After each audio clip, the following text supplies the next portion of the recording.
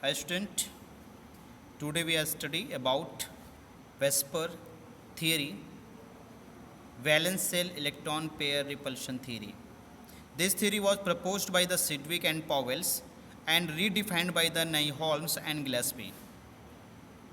इस थ्योरी को सबसे पहले जो प्रपोज किया था वो था सिडविक और पॉवेल ने, बट इसको फिर से डिफाइन किया गया था और इसे डेवलप किया था गिलेस्पी और न्यूहोल्म्स ने। और इस थ्योरी के पोस्टुलेट क्या हैं इसको हम लोग समझ लेते हैं। थ्योरी के पोस्टुलेट हैं क्या? तो सबसे पहले ये थ्योरी कहती है कि the shape of molecule depend upon the number of bonded और non bonded electron pair around the central atom.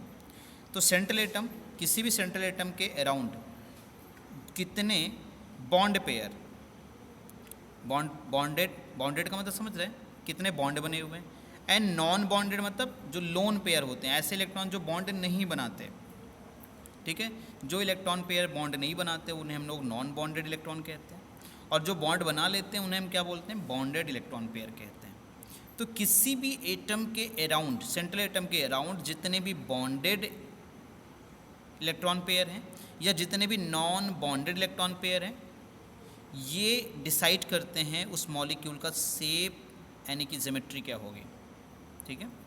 दूसरा पोस्टुलेट है कि बॉन्डेड और नॉन बॉन्डेड मतलब समझ रहे हैं, bond pair and lone pair, electron pairs ripple and one another.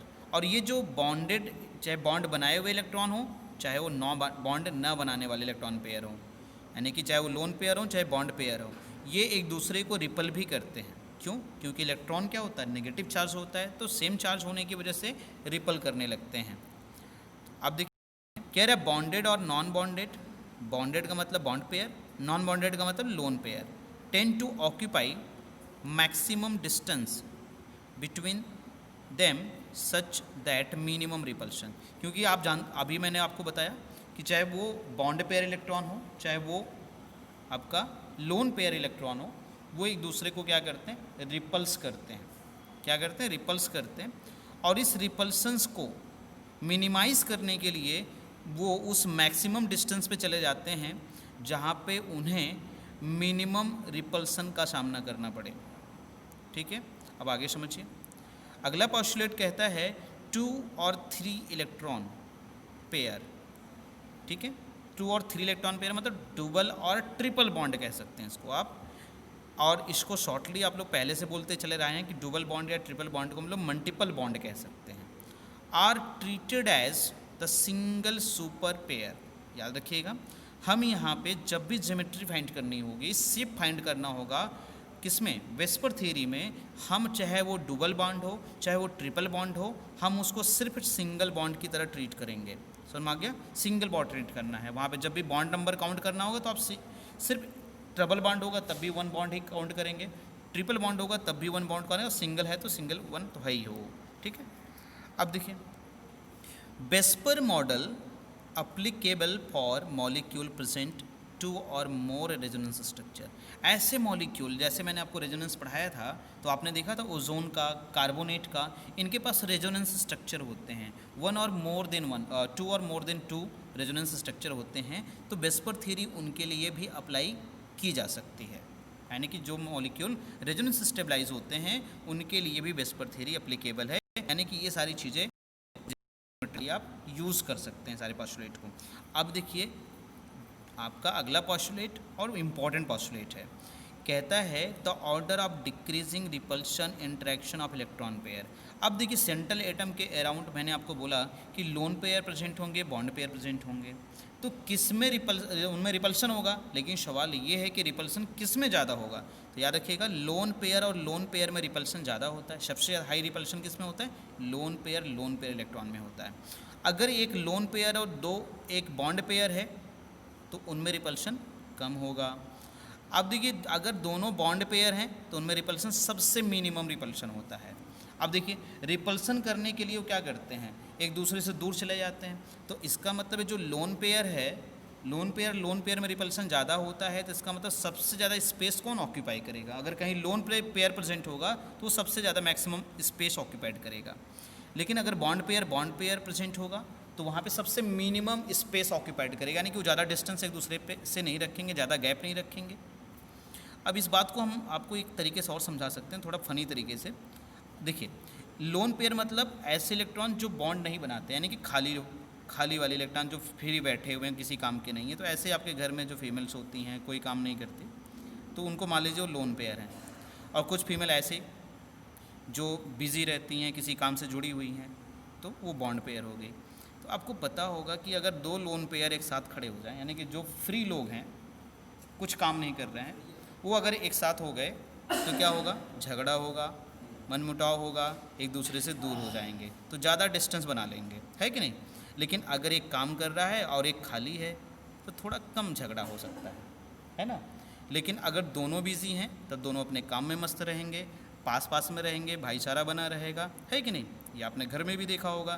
तो लगता है किसी घर से ही एक क्वेश्चन निकाला गया होगा पोस्टुलेट को, ठीक है?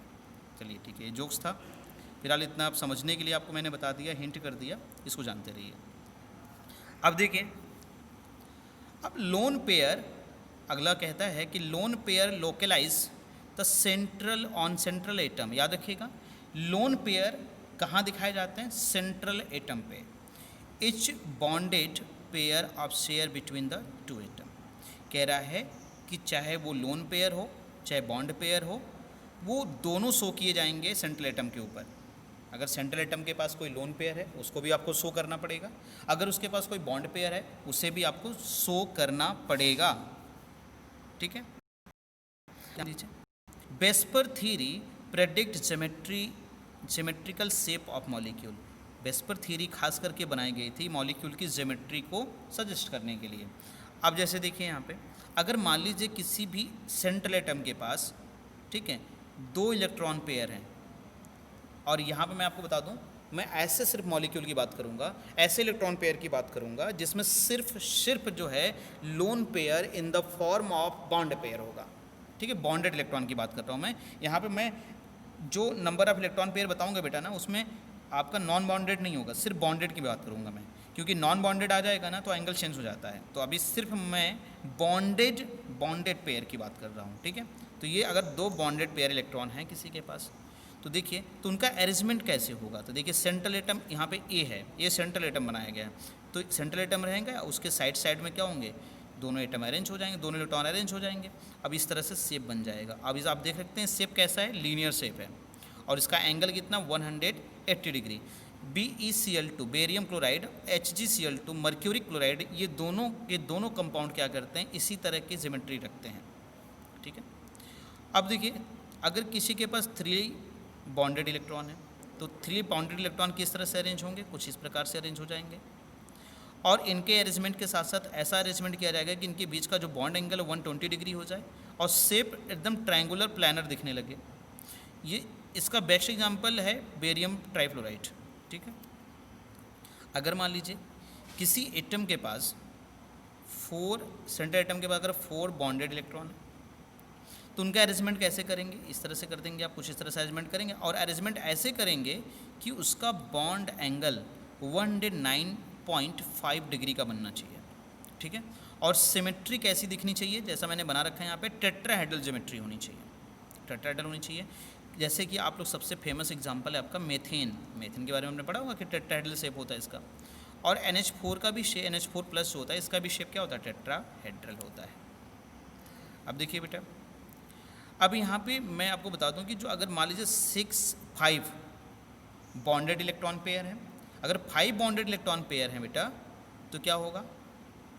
अगर 5 बॉन्डेड इलेक्ट्रॉन पेयर है तो उसका अरेंजमेंट हम कुछ इस प्रकार से करेंगे कि उसके बीच का एंगल, उसमें जो हमारा ये परपेंडिकुलर वाली लाइन है, इसका बॉन्ड एंगल 90 डिग्री, और जो ये साइड वाले हैं जो ट्रायंगल बन रहा है यहाँ पे, ट्रायंगल एक ट्रायंगुलर शेप में रहेगा। मतलब जैसे देखिए, पहले तो यहाँ पे एक ट्रायंगल बनाने की कोशिश करेंगे आप, तो जो ट्रायंगल आप बनाएंगे ये 120 पर रहेगा, और इसके ऊपर जो लाइन रहेगी ये क्या रहेगा? 90 डिग्री पर रहेगा। इनका और इनके बीच का जो एंगल होगा 90 डिग्री का होगा, ठीक है? और इसका जो ज्योमेट्री इस तरह से दिखनी चाहिए कि ये ट्राइगोनल बाइपिरामिडल शेप होना चाहिए। तो ये देखिए मैंने यहाँ बना रखा है ट्राइगोनल बाइपिरामिडल। इसका बेस्ट एग्जांपल होता है PCl5, PCl5 इसका बेस्ट एग्जांपल है। अब आते हैं हम लोग कि अगर मान लीजिए किसी सेंट्रल एटम के अराउंड 6 बॉन्डेड इलेक्ट्रॉन है, इलेक्ट्रॉन पेयर है, तो उनका अरेंजमेंट हम कुछ इस तरह से कर लेंगे। देखिए मैंने यहाँ दिखा रखा है आपको, इस तरह से अरेंज कर लेंगे। और ये ज्योमेट्री अगर हम बनाएंगे तो ऑक्टाहेड्रल ज्योमेट्री आनी चाहिए, और एवरी बॉन्ड पेयर्स के बीच का जो एंगल होना चाहिए वो 90 डिग्री होना चाहिए, तभी ऑक्टाहेड्रल शेप आएगा। और इसका बेस्ट एग्जांपल होता है SF6। ठीक है, आज के लिए इतना ही। कल मैं आपको जो है ऐसे मॉलिक्यूल के बारे में समझाऊंगा जिनके पास सिर्फ बॉन्डेड इलेक्ट्रॉन पेयर ना होकर के बॉन्डेड और नॉन बॉन्डेड दोनों इलेक्ट्रॉन होंगे। और जब बॉन्डेड और नॉन बॉन्डेड दोनों इलेक्ट्रॉन होंगे तो उसकी ज्योमेट्री क्या होगी, उसका बॉन्ड एंगल क्या होगा, ये सारी बातें मैं कल आपको बताऊंगा। आज के लिए इतना ही। Best of luck.